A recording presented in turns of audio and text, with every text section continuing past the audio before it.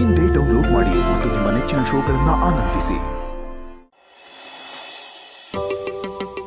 ಮೇಡಮ್ರೆ, ಯಾವಾಗ ಬಂದ್ರಿ? ಏನಿವತ್ತು ಇಷ್ಟು ಬೇಗ ಬಂದುಬಿಟ್ಟಿದ್ದೀರಾ? ನಾನು ತರಕಾರಿ ಎಲ್ಲ ತರೋದಕ್ಕೆ ಅಂತ ಮಾರ್ಕೆಟ್ಗೆ ಹೋಗಿದ್ನ, ಅಲ್ಲಿ ಹುಡುಗರು ಸಿಕ್ಕಿದ್ರು, ಅವ್ರ ಹತ್ರ ಮಾತಾಡ್ಕೊಂಡು ನಿಂತ್ಕೊಂಡ್ಬಿಟ್ಟಿದೆ. ಯಾಕೆ ಮೇಡಮ್ರೆ ಡಲ್ ಆಗಿದ್ದೀರಾ? ನಾನು ಅವ್ವ ಬಂದು ಹಂಗೆಲ್ಲ ಮಾತಾಡೋದು ಅಂತ ಬೇಜಾರ? ಇಲ್ಲ ಸಿದ್ದು ಅವರೇ, ಅದು ನನ್ನನ್ನು ಕೆಲಸದಿಂದ ತೆಗೆದುಬಿಟ್ರು. ಏನು ಹೇಳ್ತಿದ್ದಾರೆ ಮೇಡಮ್ರೆ? ಯಾಕಂತೆ? ಗೊತ್ತಿಲ್ಲ ಸಿದ್ದು ಅವರೇ, ಅವರಿಗೆ ನಾನು ಕೆಲಸ ಮಾಡ್ತಿದ್ದು ಇಷ್ಟ ಇಲ್ಲ ಅನಿಸುತ್ತೆ, ಅದಕ್ಕೆ ಬರೋದು ಬೇಡ ಅಂತ ಹೇಳಿಬಿಟ್ರು. ಅದು ಯಾವ ಮೇಡಮ್ ಅವರೇ ನನ್ನವನು? ಬನ್ನಿ, ಅದೇನೋ ಅಂತ ವಿಚಾರಿಸಮ್ಮ. ಸಿದ್ದು ಅವರೇ, ಈಗ ಅಲ್ಲಿ ಹೋಗಿ ಮಾತಾಡಿ ಪ್ರಯೋಜನ ಇಲ್ಲ. ನನಗೆ ಕೆಲಸ ಕೊಟ್ಟಾಗಲೇ ಅವರು ಒಂದು ಅಗ್ರಿಮೆಂಟ್ ಕೊಟ್ಟಿದ್ರು, ಅದರಲ್ಲಿ ಒಂದು ಪಾಯಿಂಟ್ ಇತ್ತು, ಅವ್ರಿಗೆ ಯಾವಾಗ ಬೇಕಾದರೂ ನನ್ನನ್ನು ಕೆಲಸದಿಂದ ತೆಗಿಬೋದು ಅಂತ. ಈಗ ಹೋಗಿ ಮಾತಾಡಿದ್ರೆ ಏನೂ ಉಪಯೋಗ ಇಲ್ಲ. ಹೋಗ್ಲಿ ಬಿಡಿ ಮೇಡಮ್ ಅವರೇ, ಏನು ಅದೊಂದೇ ಕೆಲಸನ ಪ್ರಪಂಚದಲ್ಲಿರೋದು? ಬೇರೆ ಕೆಲಸ ನೋಡ್ಕೊಂಡ್ರಾಯ್ತು. ಸಿದ್ದು ಅವರೇ, ಇನ್ನು ಮುಂದೆ ಕೆಲಸಕ್ಕೆ ಹೋಗೋದು ಬೇಡ ಅಂತ ಅಂದ್ಕೊಂಡಿದ್ದೀನಿ. ಇನ್ನೊಬ್ಬರಿಗೆ ಕೆಲಸ ಮಾಡಿದ್ರೆ ಅವ್ರು ಯಾವಾಗ ಬೇಕಾದರೂ ನಮ್ಮನ್ನು ತೆಗೆದು ಹಾಕ್ಬೋದು. ಅದಕ್ಕೆ ನಾವಿಬ್ಬರೇ ಒಂದು ಚಿಕ್ಕ ಬಿಸ್ನೆಸ್ ಶುರು ಮಾಡೋಣ ಅಂತ ಅಂದ್ಕೊಂಡೆ. ಐಡಿಯಾ ಏನೋ ಚೆನ್ನಾಗದೆ, ಆದರೆ ವ್ಯಾಪಾರ ಮಾಡೋದಕ್ಕೆ ನಮ್ಮ ಹತ್ರ ದುಡ್ಡಿಲ್ವಲ್ಲ ಮೇಡಮ್ರೆ. ಅದಕ್ಕೆ ಶುರು ಮಾಡೋದಕ್ಕಾದರೂ ಇನ್ವೆಸ್ಟ್ಮೆಂಟ್ ಅದು ಬೇಕಲ್ವಾ? ಹಾಗಂತ ತುಂಬ ಜಾಸ್ತಿ ದುಡ್ಡು ಹಾಕಿ ಇನ್ವೆಸ್ಟ್ ಮಾಡೋಣ ಅಂತ ಏನು ಅಂದ್ಕೊಂಡಿಲ್ಲ ನಾನು. ನನ್ನ ಕೈಲಾದಷ್ಟು ಒಂದು ಸಣ್ಣ ಇನ್ವೆಸ್ಟ್ಮೆಂಟ್ ಹಾಕಿ ಒಂದು ಚಿಕ್ಕ ಬಿಸ್ನೆಸ್ ಶುರು ಮಾಡೋಣ ಅಂತ ಅಂದ್ಕೊಂಡೆ.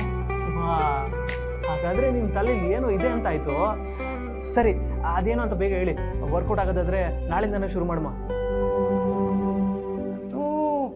ಹೇಗಿದ್ರು ನನಗೆ ಅಮ್ಮ ಟೈಲರಿಂಗ್ ಹೇಳ್ಕೊಟ್ಟಿದ್ದಾರೆ. ಮನೆಗೆ ಒಂದು ಮಷೀನ್ ತಂದಿಟ್ರೆ ಬಟ್ಟೆ ಹೊಲ್ದು ಕೊಡ್ಬೋದು, ಇಲ್ಲಾಂದರೆ ಪೇಪರಲ್ಲಿ ಪ್ಯಾಕೆಟ್ ಮಾಡಿಬಿಟ್ಟು ಅಂಗಡಿಗಳಿಗೆ ಮಾರ್ಬೋದು. ಮೇಣದ ಬತ್ತಿ, ಅಗರಬತ್ತಿ, ಹಪ್ಪಳ, ಉಪ್ಪಿನಕಾಯಿ ಇಂಥದ್ದೆಲ್ಲ ಮಾಡ್ಬೋದು. ಇಲ್ಲಾಂದರೆ ನೀವು ಒಂದು ಕ್ಯಾಂಟೀನ್ ಓಪನ್ ಮಾಡಿಬಿಟ್ಟು ಬೆಳಗ್ಗೆ ತಿಂಡಿ ಮಧ್ಯಾಹ್ನ ಊಟ ಮಾಡ್ಕೊಡ್ಬೋದು. ಇಷ್ಟೆಲ್ಲ ಮಾಡ್ಬೋದು. ಇದರಲ್ಲಿ ನಾವು ಯಾವ್ದು ಮಾಡಬಹುದು ಅಂತ ಸೆಲೆಕ್ಟ್ ಮಾಡಬೇಕಷ್ಟೆ.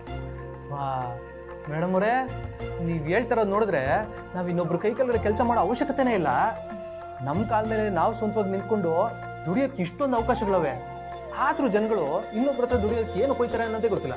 ಅದೆಲ್ಲ ಅವ್ರವ್ರ ಪರಿಸ್ಥಿತಿ ಸಿದ್ದು ಅವರೇ. ಕೆಲವೊಬ್ಬರಿಗೆ ರಿಸ್ಕ್ ತೊಗೊಳಕ್ಕೆ ಇಷ್ಟ ಇರಲ್ಲ, ಕೆಲವೊಬ್ಬರಿಗೆ ನಮ್ಮ ಥರ ಬಂಡವಾಳ ಇರಲ್ಲ, ಕೆಲವೊಬ್ಬರಿಗೆ ಸಪೋರ್ಟೇ ಇರಲ್ಲ. ಅದರಲ್ಲೂ ಎಲ್ಲರೂ ಬಿಸ್ನೆಸ್ಸಿಗೆ ಇಳಿದ್ಬಿಟ್ರೆ ಬೇರೆ ಕೆಲಸ ಎಲ್ಲ ಯಾರು ನೋಡ್ಕೋತಾರೆ ಹೇಳಿ? ನೀವು ಹೇಳೋದು ಸರಿನೇ ಮೇಡಮ್ ಅವರೇ. ನಮ್ಮ ಅನುಕೂಲಕ್ಕೆ ತಕ್ಕಂಗೆ ನಾವು ಇದನ್ನೆಲ್ಲ ನೋಡ್ಕೋಬೇಕು.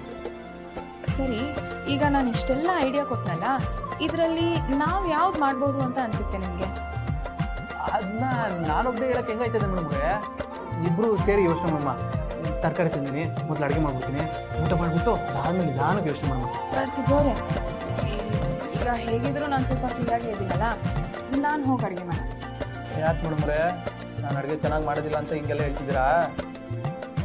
ನೋಡಿ, ಇದೇ ನನಗೆ ಇಷ್ಟ ಆಗಲ್ಲ. ನೀವೇನೋ ಹೊರಗೆ ಹೋಗ್ಬಿಟ್ಟು ಓಡಾಡ್ಕೊಂಡು ಬಂದಿದ್ದೀರಾ, ಸುಸ್ತಾಗಿರ್ತೀರಾ, ನಾನು ಮಾಡೋಣ ಅಂತ ಹೇಳಿದ್ರೆ ನೀವು ಈಗ ಮಾತಾಡೋದು? ಅಯ್ಯೋ, ಕೋಪ ಟಕ್ಕಂತ ಬಂದ್ಬಿಡ್ತದೆ. ಸರಿ ತಗೊಳ್ಳಿ, ನೀವೇ ಅಡುಗೆ ಮಾಡಿ, ನಾನು ನಿಮಗೆ ಅಡುಗೆಗೆ ಸಹಾಯ ಮಾಡ್ತೀನಿ. ಇಬ್ಬರು ಸೇರಿ ಮಾಡಿದ್ರೆ ಅಡುಗೆ ಬೇಗ ಆಗ್ಬಿಡ್ತದೆ, ಜೊತೆಗೆ ರೊಮ್ಯಾಂಟಿಕ್ ಆಗಿರುತ್ತೆ.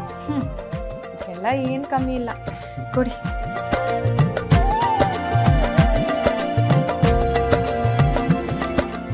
ಏನಿನ್ನ ಅಲ್ಲೇ ಕೂತಿದ್ದೀರಾ? ಬನ್ನಿ.